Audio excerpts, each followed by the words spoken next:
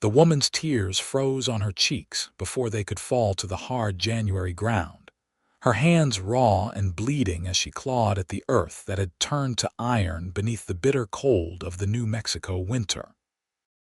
Teresa Nolan had been trying to dig for 3 hours now, her body shaking with cold and grief as she knelt beside the wooden marker that bore her father's name. The ground was too frozen to break, too hard to give way, and she had promised him she would plant the apple seeds he had carried all the way from Missouri.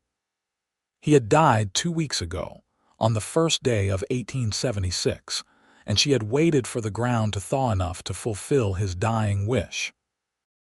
But the winter had only grown colder, meaner, and now she wept over earth that would not yield.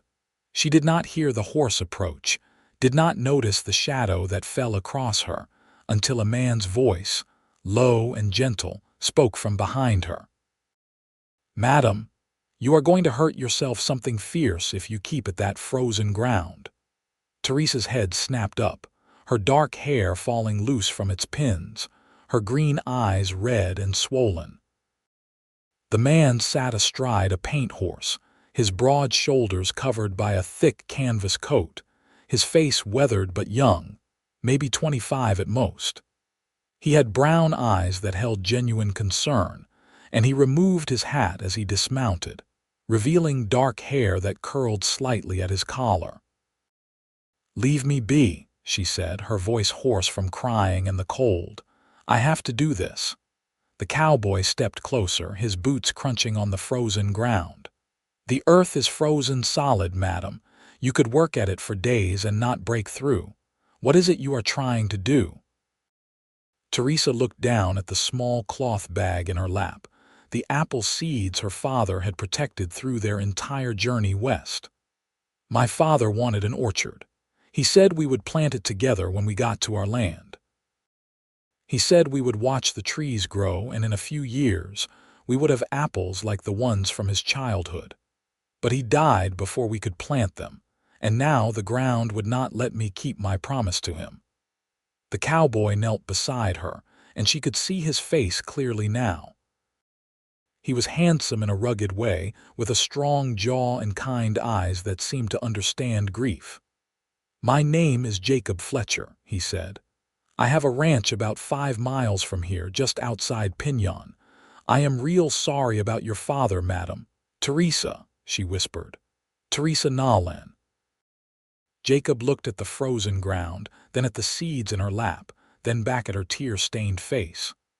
"Miss Nolan, spring will come. The ground will thaw, and when it does, those seeds can be planted. They will grow, and you will have your father's orchard. But right now, in the middle of January, with the hardest freeze we have had in years, the earth will not receive them." "He wanted them planted," Teresa said, her voice breaking. "He carried them so carefully, protected them through dust storms and river crossings. He would tell me about the orchard every night, about how the blossoms would smell in spring, how the branches would bend with fruit. And now he is gone, and I cannot even do this one thing for him." Jacob was quiet for a moment, and then he said something that would change everything. "Spring will come, Miss Nolan. I promise you that. And when it does, I will help you plant every single one of those seeds. But until then, until the ground thaws and the earth is ready to receive new life, I will wait with you." Teresa looked at him, this stranger who had appeared out of nowhere, and saw something in his eyes that made her believe him. "You do not even know me."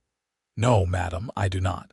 But I know grief, and I know what it is like to want to honor someone you loved. And I know that sometimes the hardest thing in the world is to wait when everything in you wants to act."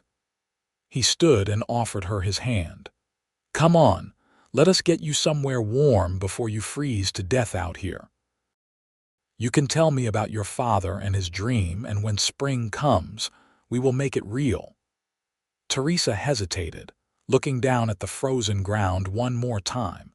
Then she placed her hand in his and let him pull her to her feet. Her legs were stiff from kneeling so long in the cold, and she stumbled. Jacob caught her easily, steadying her with a gentle grip on her elbow. "Where are you staying?" he asked. "I have a room at the boarding house in town," she said. "Mrs. Patterson lets me work in the kitchen for my rent." Jacob nodded. "I will take you back there. But first, let me ask you something. Do you have anyone else? Family, I mean." Teresa shook her head. "It was just my father and me. My mother died when I was 10 and we have been on our own since then. We came west because he heard there was good land to be had, land where a man could make something of himself. He filed a claim on 160 acres about 3 miles from town. But now he is gone, and I do not know if I can prove up the claim on my own." Jacob helped her onto his horse, then swung up behind her. She was too cold and exhausted to protest the intimacy of riding double with a stranger. He wrapped his coat around her shoulders, and she could feel the warmth of his body at her back as they rode toward town. "Tell me about him," Jacob said as they rode. "Your father." Teresa was quiet for a moment, then began to speak. "His name was Patrick Nolan. He was a carpenter back in Missouri, but he always dreamed of having land, of growing things. He used to say that a man who owned land and grew food from it was never truly poor. When my mother died, something changed in him. He became determined to come west, to start over. He saved every penny for 6 years, and last spring we finally had enough to make the journey." Her voice caught, and Jacob waited patiently for her to continue. "We joined a wagon train in Independence. It was hard, so hard. The dust, the heat, the endless walking, but my father never complained. Every night he would take out those apple seeds and talk about the orchard we would plant.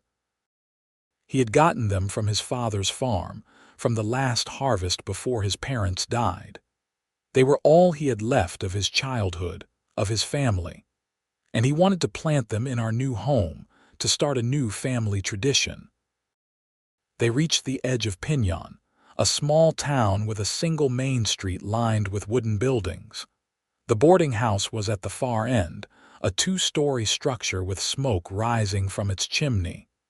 "We got here in October," Teresa continued. "My father filed the claim right away and we started planning. He drew up designs for a house, for the orchard, for everything. But then the cold came early and he got sick. The doctor said it was pneumonia. He lasted 2 weeks, and every day he made me promise I would plant the orchard, that I would not give up on his dream." Jacob helped her down from the horse and walked her to the door of the boarding house. "And you will keep that promise, Miss Nolan. Come spring, we will plant those seeds together, and you will watch them grow just like your father wanted." Teresa looked up at him, this man who had appeared when she needed someone most. "Why would you help me? You do not know me, and you have your own work to do." Jacob smiled, and it transformed his face, making him look younger and less weathered. "My father always said that a man's worth is measured by how he treats those who can do nothing for him. Besides, I made you a promise. I said I would wait with you for spring and help you plant that orchard." "A cowboy's word is his bond, Miss Nolan." "Teresa," she said. "Please call me Teresa." "Teresa," he repeated, and the way he said her name, gentle and respectful, made something warm bloom in her chest despite the cold. "I will come by in a few days to check on you. And if you need anything, anything at all, you send word to the Fletcher Ranch. Anyone in town can tell you where it is." He tipped his hat to her and mounted his horse. Teresa watched him ride away, the apple seed still clutched in her hand, and for the first time since her father died, she felt something other than despair. The next morning, Teresa woke to find a large package waiting for her at the boarding house. Mrs. Patterson, a plump woman with kind eyes and graying hair, brought it to her room with barely concealed curiosity. "A man from the Fletcher Ranch brought this early this morning," she said. "Said it was for you." Inside the package, Teresa found a heavy wool cloak, far finer than anything she owned, and a note written in a strong, clear hand. "You will need this if you are going to be working outside come spring. The cold is not done with us yet. Jacob Fletcher." Teresa ran her fingers over the soft wool, touched by the gesture. She barely knew this man, yet he had shown her more kindness than anyone since her father died. Over the next few weeks, Jacob became a regular visitor to the boarding house. He would stop by after coming to town for supplies, always with some excuse to check on Teresa. Sometimes he brought food, other times firewood, and once he brought a book of poetry that he said had belonged to his mother. "She loved this book," he told Teresa as they sat in the small parlor of the boarding house, the only place where unmarried men and women could properly visit. "She would read from it every evening. I thought you might like it, to pass the time during these long winter nights." Teresa accepted the book gratefully, touched that he would share something so personal. "Tell me about her, your mother." Jacob leaned back in his chair, his eyes distant with memory. "Her name was Rose. She came west with my father 30 years ago, when this territory was even wilder than it is now. She was a school teacher from Boston, and he was a ranch hand with big dreams. Her family disowned her when she married him, said she was throwing her life away. But she never regretted it, not for a single day. She sounds like she was a strong woman. She was. She taught me and my brothers to read and write, made sure we had learning along with ranch work. She died 5 years ago during a difficult winter much like this one. Caught fever and never recovered. My father followed her a year later. The doctors said it was his heart, but I think he just could not stand to be without her. Teresa understood that kind of love, had seen it in her own parents before her mother died. How many brothers do you have? 2. James is the oldest. He has a ranch up north near Santa Fe. Matthew, the youngest, works for the railroad. I am in the middle, and I got the home place when my father passed. It must be hard, running a ranch on your own. Jacob shrugged. I have good men working for me. And the ranch is not so big that I cannot manage it. We run about 500 head of cattle, and I am slowly building the herd. It is a good life, honest work. As February arrived, the cold showed no signs of breaking. Teresa had settled into a routine at the boarding house, working in the kitchen and helping Mrs. Patterson with the laundry. But every evening, she would take out her father's apple seeds and dream of spring. Jacob continued to visit, and slowly, Teresa began to look forward to his calls. He was easy to talk to, with a dry sense of humor that made her laugh despite her grief. He told her stories about life on the ranch, about ornery cattle and clever horses, about the vast beauty of the New Mexico landscape, and he told her about his dreams. "I want to build something lasting," he said one evening as they sat by the fire in the parlor. "Not just a ranch, but a real home, a place where family can gather, where children can grow up safe and loved. My parents had that, and I saw how it sustained them through hard times. That is what I want for myself someday." Teresa felt her heart beat faster at his words. "That is a good dream." Jacob looked at her intently. "What about you, Teresa? What do you want?" She was quiet for a long moment, thinking. "I want to honor my father's memory. I want to plant his orchard and watch it grow. Beyond that, I have not let myself think much about the future. It seemed too uncertain, too frightening. And now I think maybe the future is not so frightening after all, not if you have someone to face it with." The air between them grew charged, and Teresa felt her breath catch. Jacob reached across the space between their chairs and took her hand, his calloused fingers warm and strong around hers. "Teresa, I know we have not known each other long. By society's standards, I should wait longer before speaking my mind. But out here in this territory, Life is too hard and too uncertain to waste time on long courtships. So I am going to be plain with you." Her heart was pounding now, and she could not tear her eyes away from his face. "I care about you," Jacob said simply. "More than I probably should for knowing you such a short time. When I found you that day, crying over that frozen ground, something in my heart recognized something in yours. I saw your strength, your loyalty, your determination to keep a promise no matter the cost. Those are the qualities I admire most in a person, and I find myself wanting to know everything about you, to be the person you turn to when you need help, to share in your joys and your sorrows." Teresa felt tears prick her eyes, but these were not tears of grief. "Jacob, you do not have to say anything right now," he interrupted gently. "I just wanted you to know where I stand. I meant it when I said I would wait with you for spring, Teresa. And if you will let me, I would like to wait with you for a lot longer than that. I would like to see what might grow between us, just like those apple seeds waiting to be planted." Teresa squeezed his hand, unable to speak past the lump in her throat. Finally, she managed, "I would like that too." Jacob's smile was like the sun breaking through clouds. He raised her hand to his lips and kissed it gently, a gesture so tender and respectful that it made her want to weep. From that evening on, their relationship deepened. Jacob came to town as often as his ranch work would allow, and on Sundays, he would take Teresa for drives in his wagon, showing her the land that would be hers to prove up, pointing out where the orchard should be planted for the best sun and protection from wind. "Your father chose well," he told her one Sunday in late February as they stood on her land, looking out over the expanse of high desert terrain. "This is good soil, and that rise there will provide a windbreak for the trees. When the irrigation ditch is dug, you will have a fine orchard here." Teresa looked at the frozen landscape, trying to imagine it green and alive. "Do you really think it will work? That the trees will grow?" "I do. Apple trees are hardy, and this climate suits them well. We have cold winters for dormancy and hot summers for fruiting.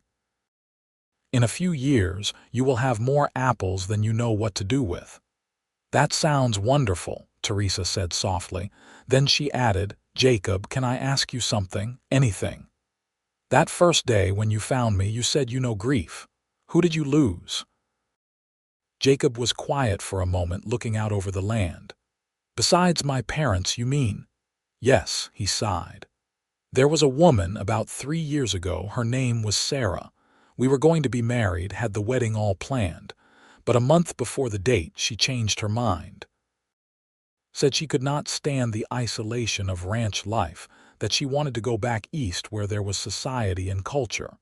She left on the next stage, and I never heard from her again." Teresa felt a pang of sympathy. "I am sorry. Do not be. I see now that we were not suited. She did not love the land the way I do, did not understand that the work itself is the reward.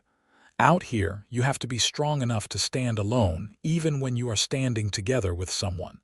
Sarah was not strong enough for that." He turned to look at Teresa. "But you are."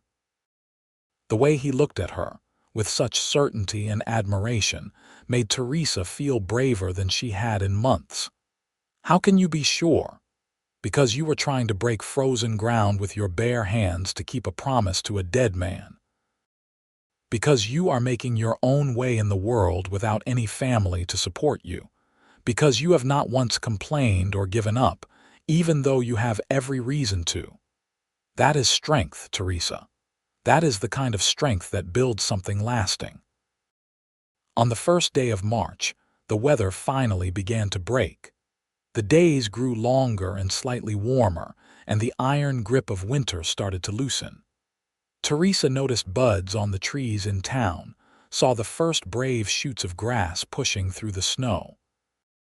"It is coming," Jacob said when he visited that evening. "Another few weeks, and the ground will be soft enough to plant." Teresa felt excitement bubble up inside her. "Really, really. I will start preparing the ground on your land. Get it ready. We will plant those apple seeds, Teresa, just like your father wanted. But there were complications to consider. As March progressed and Teresa's relationship with Jacob grew deeper, Mrs. Patterson pulled her aside one morning. "Teresa, dear, I need to speak with you about something." Teresa set down the bread dough she was kneading. "What is it?"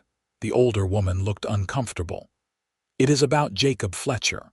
Everyone in town has noticed that he has been courting you, and while I think it is wonderful that you have found someone, there are proprieties to consider." "I do not understand," Mrs. Patterson sighed. "You are a young, unmarried woman with no family. He is an unmarried man. People are starting to talk about how much time you spend together, even though it has all been perfectly proper. In a small town like this, reputation matters. I am not saying you have done anything wrong, but if his intentions are serious, he needs to make them known in a more official way." Teresa felt her cheeks burn. "What are you suggesting?" "I am suggesting that if Jacob Fletcher wants to continue courting you, he needs to make his intentions clear. Either that, or he needs to step back until a more appropriate time." That evening, when Jacob came to call, Teresa told him about her conversation with Mrs. Patterson. She expected him to be angry or defensive, but instead he just nodded thoughtfully. "She is right," he said. "I have been selfish, wanting to spend time with you without thinking about how it might affect your reputation. Teresa, I need to ask you something, and I need you to be honest with me." "All right." He took both her hands in his. "Do you see a future for us? I do not mean someday in some vague way. I mean a real future, you and me together, building a life." Teresa's heart was racing. They had only known each other for 2 months, but out here in this hard land, people often married quickly. You had to seize happiness when you found it because tomorrow was never guaranteed. "Yes," she said. "I do." Jacob smiled, and then he did something that took her breath away. He got down on one knee right there in the parlor of the boarding house. "Teresa Nolan, I know we have not known each other long, and I know you are still grieving your father. I am not asking you to marry me tomorrow, but I am asking if you will agree to be my wife when you are ready. I promise I will be patient. I will wait for spring, for the ground to thaw and those apple seeds to be planted. I will wait for your heart to heal from its grief. I will wait as long as you need. But I want you to know that I love you, and I want to build a life with you here in this territory, on this land that your father claimed, and that we will make bloom together." Tears streamed down Teresa's face as she pulled him to his feet. "Yes, Jacob. Yes, I will marry you." He kissed her then, gentle and sweet, and Teresa felt something inside her chest unfurl like a flower opening to the sun. This was right. This was what her father would have wanted for her, not to stay frozen in grief, but to grow and bloom and live fully. The news of their engagement spread through Pinyon like wildfire. Mrs. Patterson was delighted and even offered to help Teresa sew a wedding dress. But Teresa and Jacob decided to wait until after the orchard was planted. She wanted to fulfill her promise to her father first, to see those apple seeds in the ground before she started her new life as Jacob's wife. As March turned to April, the land transformed. The snow melted, running in rivulets down to the river. Grass greened seemingly overnight and wildflowers bloomed across the high desert. The air smelled of new growth and possibility. "The ground is ready," Jacob told Teresa in mid-April. "Whenever you are ready, we can plant." Teresa had been waiting for this moment, dreaming of it through the long, frozen winter. Now that it was here, she felt both excited and emotional. This would be a goodbye of sorts, the final honoring of her father's dream before she stepped fully into her new life. On a bright Saturday morning, Jacob came to the boarding house with his wagon. Teresa climbed up beside him, the cloth bag of apple seeds in her lap, and they drove out to her father's land, now legally hers after the claim had been processed. Jacob had already prepared the ground, marking out where each tree should go for the best growth. He had dug holes, amended the soil, and even brought water barrels to help the seeds establish. "We will plant them deeper than normal," he explained, "and protect them with brush covers until they sprout. It will be a few years before you have actual trees and a few more before they bear fruit. But they will grow, Teresa. I promise you that." Teresa knelt by the first hole, her father's seeds in her hand. She thought about all the dreams these small seeds represented, all the hope and love her father had poured into them. And then she thought about new dreams, new hopes, the future she would build with Jacob. "I wish you were here to see this, Papa," she whispered. "I wish you could meet Jacob, could see me plant your orchard. But I think you would be happy for me. I think you would be glad I found someone who understands about keeping promises and building something lasting." She placed the first seed in the ground, covered it carefully with soil, and patted it down. Jacob knelt beside her and helped her plant the next one, and the next, until all of her father's apple seeds were in the earth, ready to grow. When the last seed was planted, Teresa sat back on her heels and looked out over the land. The sun was warm on her face and the breeze carried the scent of sage and new grass. Spring had finally come. Jacob put his arm around her shoulders. "You kept your promise." "We kept it," Teresa corrected. "I could not have done this without you, Jacob. You appeared when I needed someone most, and you gave me something to hope for when everything felt hopeless." "You gave me something too," Jacob said. "You gave me someone worth waiting for, worth building dreams with." They sat there together for a long time, looking out over the newly planted orchard, imagining the trees that would grow, the fruit they would bear, the shade they would provide. Finally, Jacob said, "So, Miss Nolan, now that we have planted your father's orchard, when will you marry me?" Teresa turned to look at him, this man who had promised her spring and had waited with her through the frozen winter. She saw her future in his eyes, saw the life they would build together, the children they would raise, the love that would sustain them through whatever hardships came. "Next month," she said. "I want to marry you next month before the spring is over. I want to start our life together while everything is new and growing."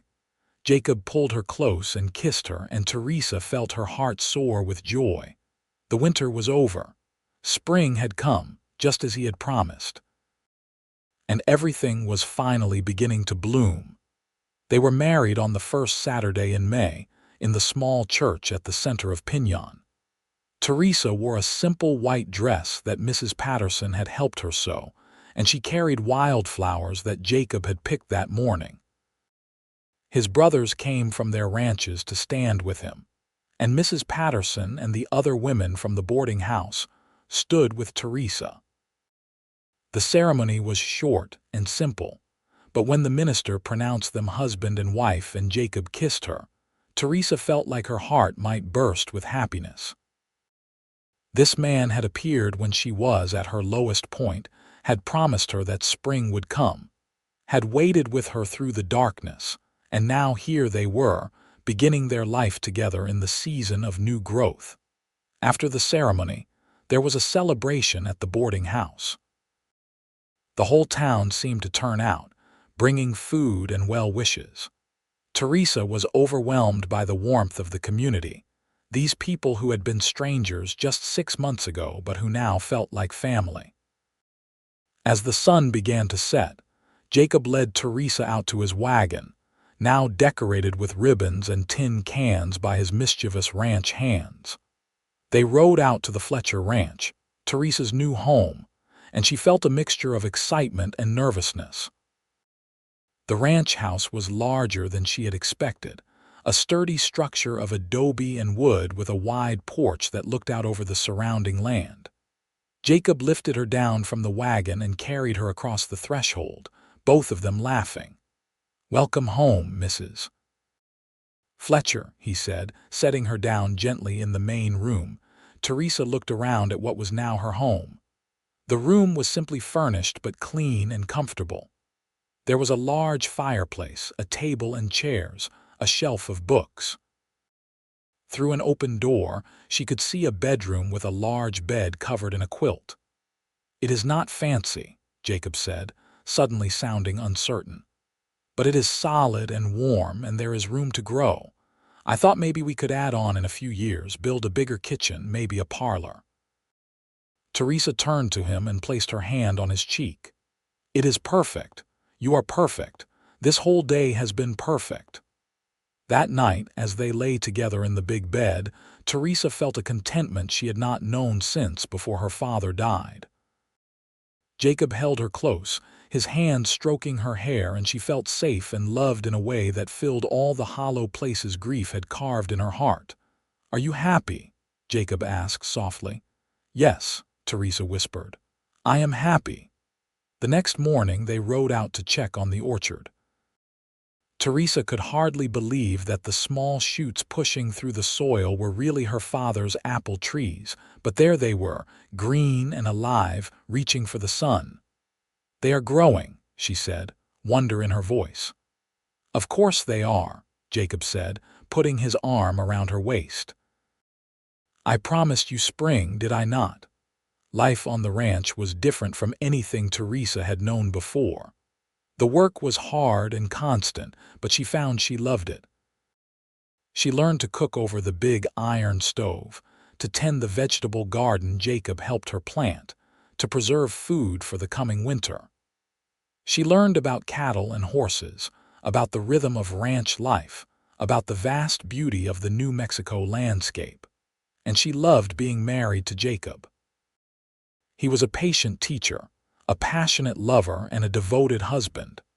They would ride out together in the evenings, watching the sun set over the mountains. They would talk for hours about everything and nothing, learning each other's histories, dreams, and fears. They would visit her orchard regularly, watching the apple trees grow stronger and taller with each passing week. By July, the little trees were knee-high and thriving. Teresa would sit beside them and talk to them sometimes, telling them about her father, about his dreams for them. Jacob never laughed at her for it, just sat beside her and held her hand. "He would be proud of you," Jacob said one evening as they sat beside the growing orchard. "Your father. He would be proud of how strong you have been, how you kept your promise to him. And I think he would be happy that you found love, that you are not alone." "I hope so," Teresa said. "I miss him terribly sometimes, but the grief is not as sharp as it was. It is like the edges have softened, and now I can remember him with more joy than pain." "That is how it should be," Jacob said. "The dead do not want us to stop living for them. They want us to honor their memory by living fully, by embracing the time we have been given." In August, Teresa realized she was pregnant. She had missed her monthly courses and was feeling sick in the mornings, and when she told Jacob, he picked her up and spun her around, laughing with joy. "A baby," he kept saying. "We are going to have a baby." Teresa felt a mixture of excitement and fear.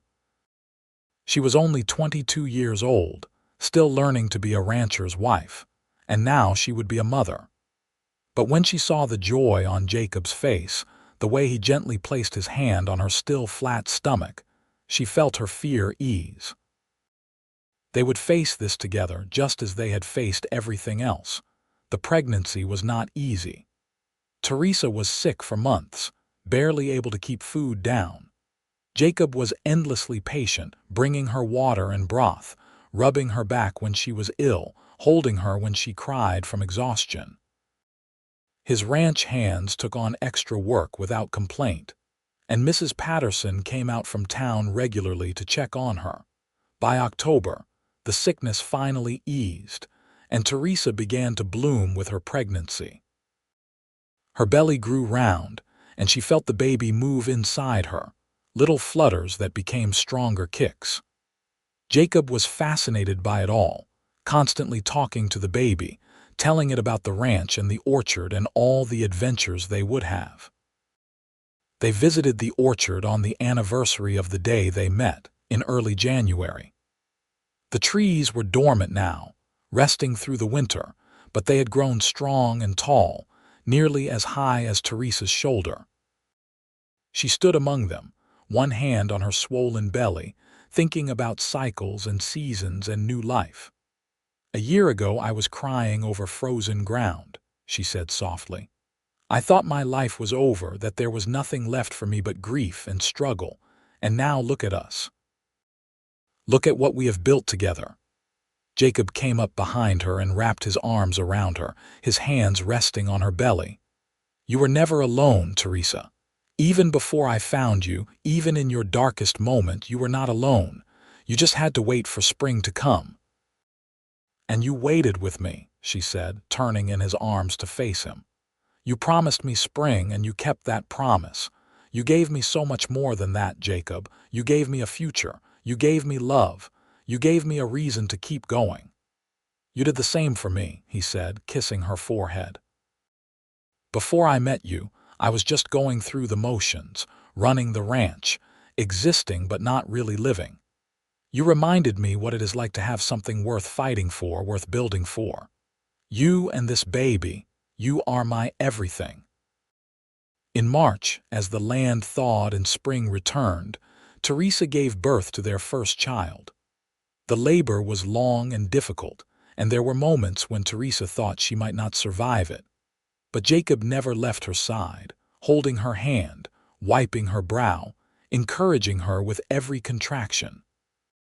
Finally, on a bright morning with the sun streaming through the bedroom window, their son was born. He came into the world squalling and red-faced and perfect, and when the midwife placed him in Teresa's arms, she wept with joy. "He is beautiful," Jacob said, his voice thick with emotion. "He is absolutely perfect." They named him Patrick, after Teresa's father, and Jacob Fitzgerald Fletcher formally became his full name when they registered the birth with the territorial authorities. Little Patrick had his mother's green eyes and his father's dark hair, and from the beginning, he was a happy, curious baby. Teresa's orchard bloomed for the first time that spring, covering the young trees with delicate white and pink flowers. It was too early for fruit yet, but the blossoms were a promise of harvests to come. Teresa would take baby Patrick out to see them, holding him up so he could see the flowers dancing in the breeze. "Your grandfather would have loved you," she told him. He dreamed of this orchard, dreamed of children playing under these trees someday. And here you are, making his dreams come true. Life settled into a rhythm over the next few years. The ranch prospered under Jacob's careful management, the cattle herd growing steadily. Teresa proved to be a skilled ranch wife, managing the household, tending the large vegetable garden, helping with the livestock when needed. Little Patrick grew into a sturdy, cheerful toddler who loved following his father around the ranch, imitating everything Jacob did, and the orchard grew. Each spring, the trees grew taller and stronger, their branches reaching wider. In the 4th year after planting, they bore their first fruit, small but perfect apples that tasted like hope fulfilled. Teresa cried when she bit into the first one, remembering her father's dreams, his careful protection of the seeds, his last words to her. "He was right," she told Jacob, holding the apple like it was made of gold. "They are just like the ones from his childhood, sweet and crisp and perfect." Jacob pulled her close. He knew they would grow, just like he knew you would be all right. He had faith in the future, even when he could not be part of it. That is a rare gift, Teresa. By the time Patrick was 5 years old, the orchard was thriving, producing bushels of apples each fall.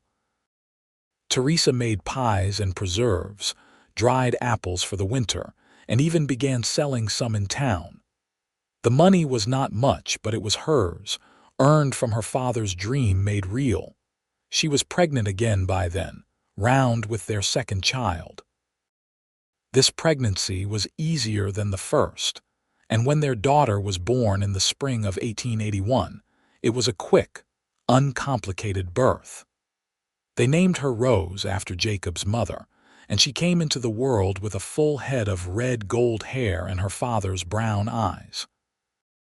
Jacob was besotted with his daughter, carrying her everywhere, talking to her constantly. Patrick was fascinated by his baby sister, always wanting to help take care of her. The little family was complete and happy, their home filled with laughter and love. The orchard continued to grow and produce, and as the years passed, it became a landmark in the area.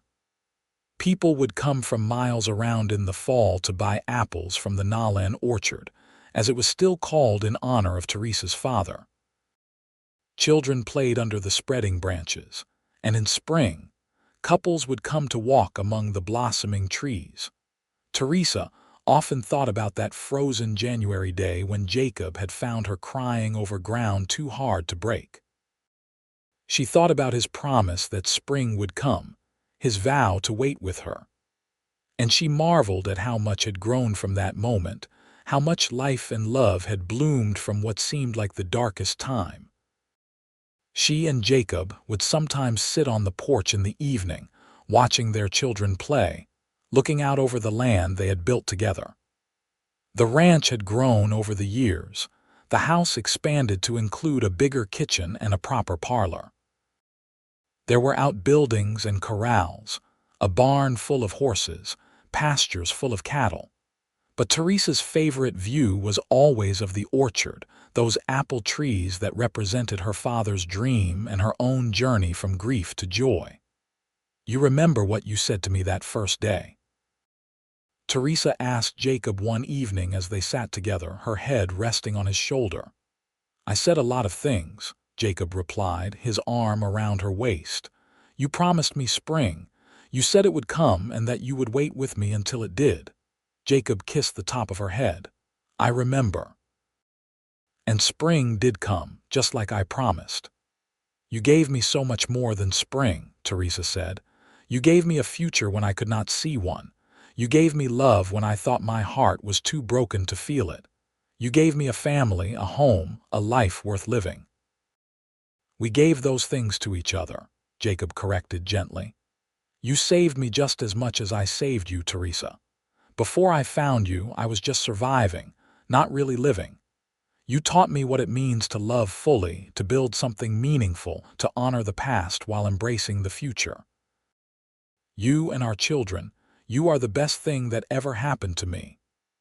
They sat in comfortable silence, watching the sun set over the mountains, painting the sky in shades of orange and gold. From inside the house, they could hear Patrick telling Rose a story, his young voice earnest and animated. The sound of their children's laughter drifted out through the open windows, mingling with the evening birdsong. "I want to grow old with you," Teresa said softly. "I want to watch our children grow up and have children of their own. I want to harvest apples from that orchard for the next 50 years. I want to spend every spring, every summer, every fall and winter by your side." Jacob turned her face toward his and kissed her tenderly. "You will. I promise you that. We have built something lasting here, Teresa. Something that will endure long after we are gone. Our children will inherit this land, this ranch, that orchard. And they will tell their children about the woman who cried over frozen ground and the cowboy who promised her spring."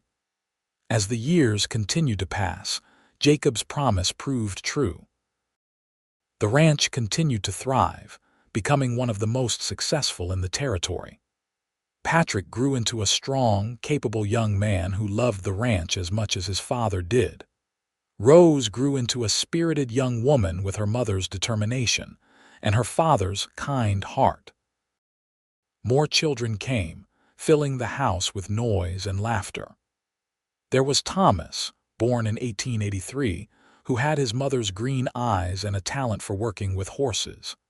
Then came the twins, Sarah and Samuel, born in 1885, who were alike in looks but different in temperament. Sarah was quiet and thoughtful, while Samuel was adventurous and bold. The youngest, Elizabeth, was born in 1888 when Teresa was 34, a surprise blessing that completed their family.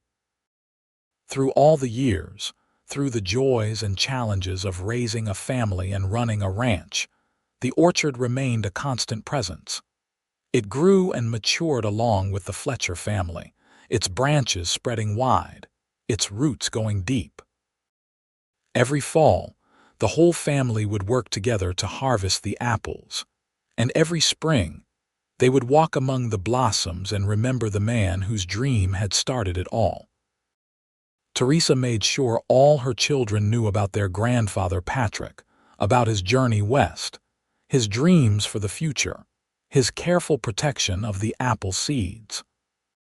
She told them about the frozen January day when she had tried to plant them, about how their father had appeared and promised that spring would come. "Love often appears when we least expect it," she would tell them. "When I met your father, I thought my life was over. But really, it was just beginning. Never lose hope, no matter how dark things seem. Spring always comes eventually. You just have to be strong enough to wait for it." Jacob, for his part, made sure the children understood the value of keeping promises, of being patient, of building something that would last. He taught them to work hard, to treat the land with respect, to value family above all else. And he taught them about love, the kind of love that waits, that endures, that grows stronger through the seasons. As the children grew and eventually started families of their own, the ranch and orchard became the center of an ever-expanding family. Patrick married a schoolteacher named Martha and built a house on the edge of the property. They had 3 children who loved spending time with their grandparents. Rose married a neighboring rancher and had 4 children of her own.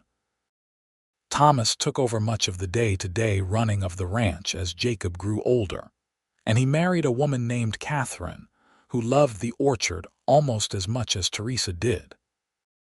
The twins went their separate ways, Sarah marrying a doctor and moving to Santa Fe, while Samuel joined the Territorial Rangers and eventually settled in Albuquerque. But they came home regularly, especially in the fall for the apple harvest, which had become a family tradition.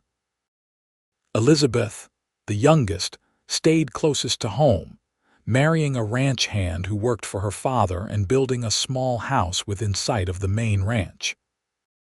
She had inherited her mother's love of growing things and helped tend the orchard, learning all of Teresa's secrets for keeping the trees healthy and productive.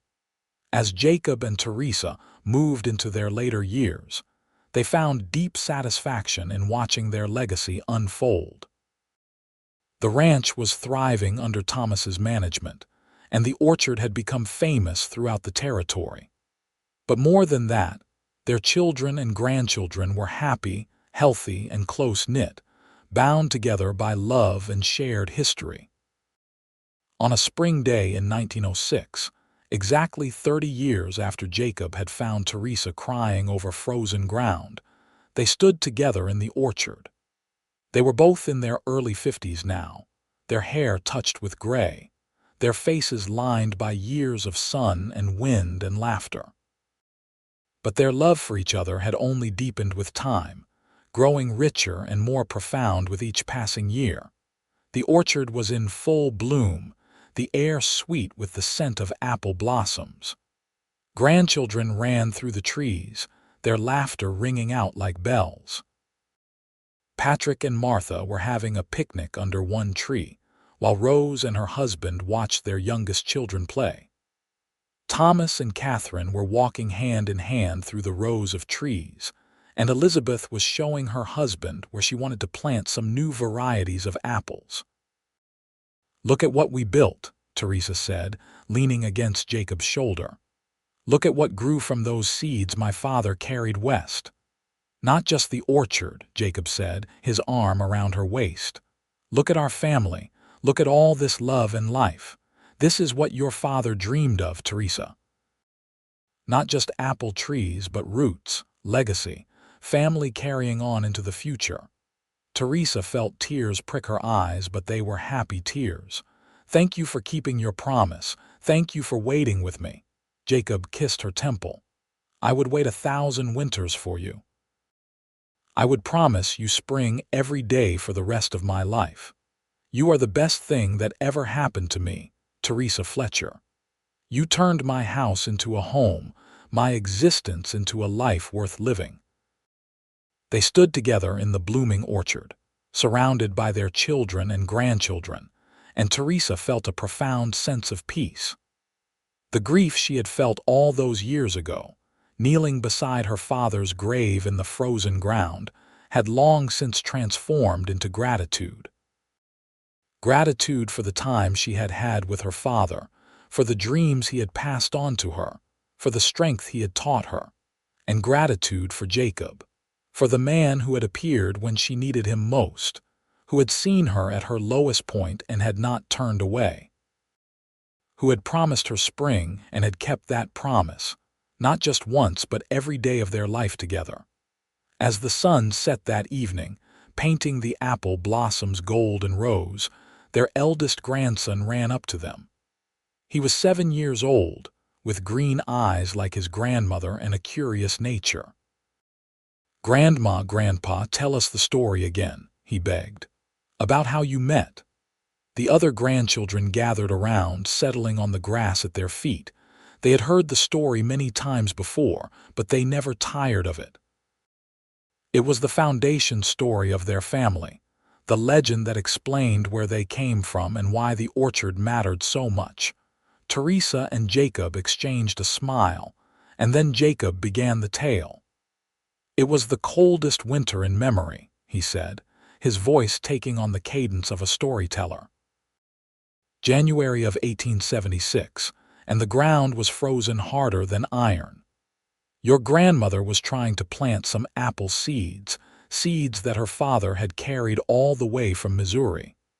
But the earth would not receive them, and she was crying over that frozen ground, thinking she had failed in her promise. But then you came," one of the granddaughters said, her eyes wide. "But then I came," Jacob agreed. "And I saw this beautiful, strong woman breaking her heart over keeping a promise. And I told her that spring would come, that the ground would thaw, and that the seeds would grow. And I promised I would wait with her." "And you did," Teresa said, taking up the story. "He waited with me through the rest of that winter. He became my friend, and then my love, and then my husband. And when spring came, just like he promised it would, we planted my father's apple seeds together. Right here in this very ground. And the trees grew," the oldest grandson said, reaching up to touch a blossom-laden branch above him. "The trees grew," Teresa confirmed. "And so did our love, and so did our family. Everything you see here, all of you, your parents, this ranch, this orchard, all of it grew from that frozen January day when your grandfather found me and made me a promise." The children were quiet for a moment, processing the story. Then the youngest granddaughter, only 4 years old, asked, "But Grandma, why were you crying? Were you scared?" Teresa pulled the little girl into her lap. "I was sad because my father had died and I missed him terribly, and I was scared because I was alone and did not know how I would survive. But your grandfather taught me something important that day.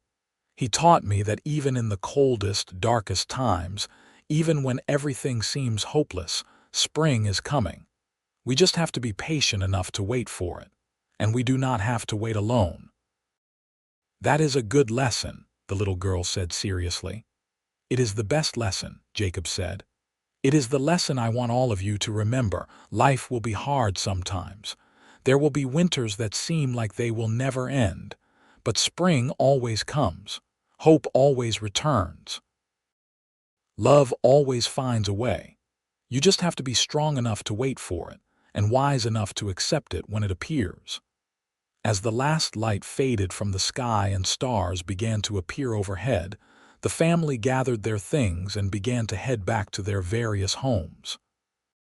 There would be supper soon, and bedtime for the little ones, and another day of work tomorrow. But as they walked through the orchard, past the trees that had grown from seeds carried across half a continent, past the blossoms that promised another harvest to come, they all felt the weight of their family's story. They understood that they were part of something larger than themselves, a legacy of love and perseverance and faith in the future. Jacob and Teresa were the last to leave the orchard, walking slowly hand in hand back to the ranch house. Their steps were not as quick as they once were, but they were still steady, still sure. "You think they understand?" Teresa asked. "Our grandchildren, do you think they really understand what that day meant? What you did for me?" "Maybe not yet," Jacob said, "but someday they will. Someday they will face their own frozen ground, their own impossible situations. And they will remember the story of how we met, how we waited for spring together. And it will give them hope." They reached the porch and sat down in the rocking chairs they had placed there years ago. From this vantage point, they could see the orchard in the distance, a dark mass against the starlit sky. Beyond it were the pastures full of cattle, the barns and outbuildings, the houses where their children and grandchildren lived. "We built something good here," Teresa said softly. "Something lasting." "We did," Jacob agreed, "and it all started with a promise. I promised you spring, and you trusted me enough to wait for it. That trust, that faith, that is what built all of this." They sat in comfortable silence, rocking gently, listening to the sounds of the night. An owl hooted in the distance. The wind whispered through the grass. From inside the house they could hear the ticking of the clock and the settling sounds of the old timbers. "Jacob," Teresa said after a while. "Yes, love, thank you for everything, for finding me that day, for keeping your promise, for loving me all these years, for giving me this life, this family, this home. Thank you for waiting with me." Jacob reached over and took her hand, his fingers intertwining with hers in a gesture that had become as natural as breathing over the years. "Thank you for trusting me, for believing in spring when everything seemed frozen, for building this life with me, for being my partner, my love, my everything. I would do it all again in a heartbeat, Teresa. Every single moment." As they sat together on the porch, watching the stars wheel overhead, they both felt profoundly grateful. Grateful for the journey that had brought them together, for the love that had sustained them, for the family they had created, for the legacy they would leave behind. The orchard stood in the distance, its branches heavy with blossoms that would become fruit, its roots deep in the New Mexico soil. It was a living monument to a man's dream, a woman's determination, and a cowboy's promise. It was a testament to the power of waiting, of hoping, of believing that spring would come no matter how long or hard the winter. And every spring, when the apple trees bloomed, their sweet scent carried on the wind would remind everyone who smelled it of a simple truth: that love grows best when it is planted in faith, nurtured with patience, and given time to put down roots. That the coldest winters give way to the most glorious springs. That promises kept are worth more than gold. That a cowboy who finds a woman crying over frozen ground and promises her spring, then waits with her through the darkness, is keeping the most sacred covenant of all. The promise to stand with another human being through whatever comes, to share their burdens and their joys, to build something lasting together. Years continued to pass, and Jacob and Teresa grew older together, their love deepening with each season. They saw their grandchildren grow up and begin to have children of their own, saw the ranch continue to prosper, saw the orchard produce harvest after bountiful harvest.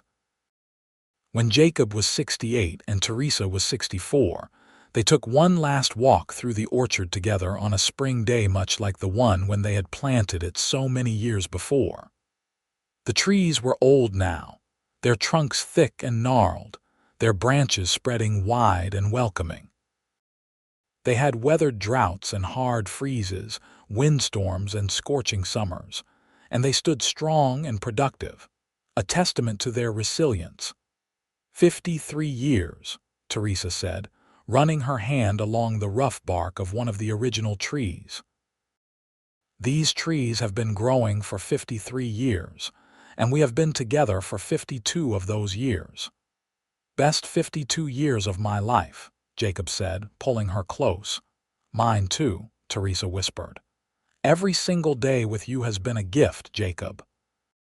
Even the hard days, the days when money was tight or the children were sick or the weather was cruel. Having you beside me made everything bearable, made everything worthwhile. They stood together under the blossoming trees, and Jacob kissed his wife with all the tenderness and passion he had felt on their wedding day. When they finally pulled apart, both of them were smiling. Ready to head back? Jacob asked. Yes, Teresa said. Our great-grandchildren are coming for supper tonight. I want to make my apple pie from the orchard apples I preserved last fall. They walked slowly back to the ranch house, their steps careful but steady, their hands clasped together. Behind them, the orchard bloomed in the spring sunshine, its branches heavy with flowers that promised another season of fruit, another year of plenty, another chapter in the ongoing story of love and growth and patient faith. That evening, as the family gathered around the long table that Jacob had built years ago to accommodate their growing family, Teresa served her famous apple pie. The great-grandchildren ate with sticky, happy faces, while their parents and grandparents talked and laughed and told stories. At the head of the table, Jacob looked around at his family, at all the life and love that had come from one frozen January day and a simple promise. He caught Teresa's eye across the table, and they shared a smile that held 52 years of shared history, of challenges overcome, of joys celebrated, of love that had only grown stronger with time. Later that night, as they prepared for bed, Teresa stood at the window of their bedroom, looking out toward the orchard. Even in the darkness, she could sense it there, a living presence that connected her to her father, to her past, to everything that had brought her to this moment. Jacob came up behind her and wrapped his arms around her waist, resting his chin on her shoulder. "What are you thinking about?" he asked softly. "Spring," Teresa said. "I am thinking about how you promised me spring all those years ago. How you kept that promise, not just once but every day of our life together. How every day with you has been like spring, full of new growth and possibility and hope." "You were my spring too," Jacob said. "Before I found you, I was living in a kind of winter without even knowing it. You brought warmth and light and growth into my life. You made everything bloom." They stood together at the window for a long time, looking out over the land they had built together, the family they had created, the legacy they would leave behind. And they both knew, with the certainty that comes from a lifetime of shared experience, that their love story would continue long after they were gone. It would continue in the orchard that still produced apples every fall. It would continue in the ranch that their children and grandchildren would carry forward into the future. It would continue in the family stories passed down through generations. Stories of a woman who cried over frozen ground and a cowboy who promised spring and said he would wait with her. It would continue in the lesson they had taught by example. That love is patient, that hope endures, that spring always comes to those who are willing to wait for it.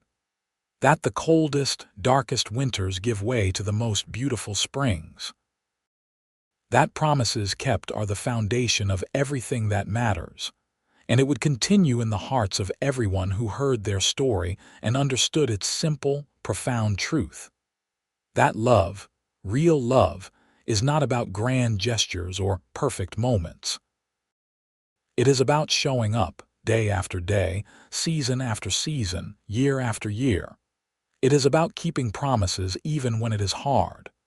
It is about waiting together through the winter, trusting that spring will come. It is about planting seeds, tending them faithfully, and believing they will grow even when you cannot yet see the fruit. Jacob and Teresa lived many more good years together, watching their family continue to grow and thrive, seeing the ranch and orchard prosper, enjoying the fruits of their long years of labor and love.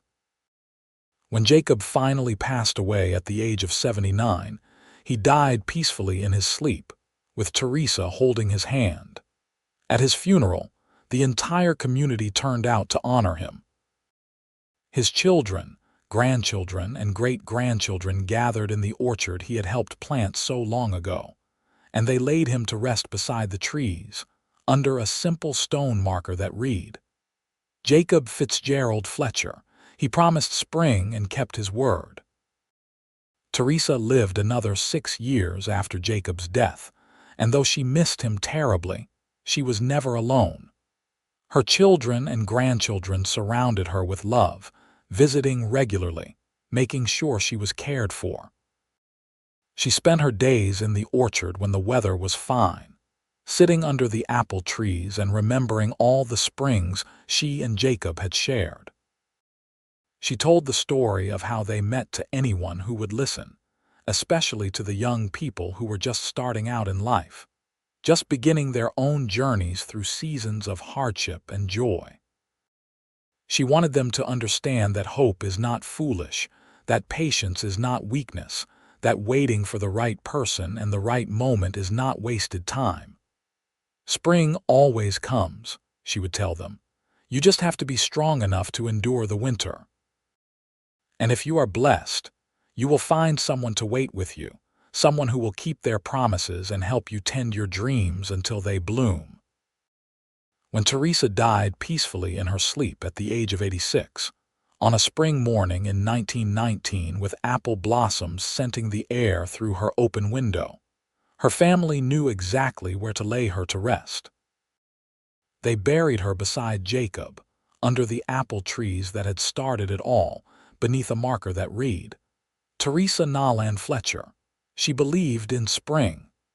The orchard continued to thrive for many more years, tended by generation after generation of Fletchers. It became a symbol in the community, a place where lovers would walk in spring when the trees bloomed, where families would gather in fall to pick apples and celebrate harvest, where anyone who needed hope could come and see living proof that patient faith is rewarded. And always, the story was told.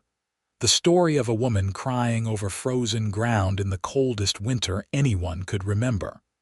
The story of a cowboy who stopped to help, who made a promise that changed both their lives forever. The story of how love can bloom in the hardest circumstances, how patience and faith can transform grief into joy, how keeping promises builds legacies that last for generations. The story of how spring always comes to those who are willing to wait for it, and how much sweeter that spring is when you have someone to share it with. Someone who sees you at your lowest moment and does not turn away.